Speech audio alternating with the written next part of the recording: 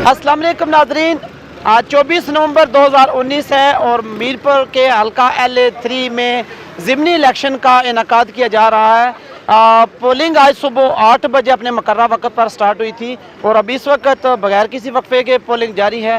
Voters बड़ी तादाद में वोटर्स जो हैं वो अपना हक़ राय दही इस्तेमाल कर रहे हैं। इस वक्त यहाँ पर जो आप देख सकते हैं मेरे पीछे Ghazi Ilahi Bakhsh government degree college for women में के बाहर गेट पे मैं मौजूद हूँ। यहाँ पर वोटर्स की एक बड़ी तादाद जो आ रही है अपने अपने पसंदीदा उम्मीदवार को वो वोट दे रहे हैं।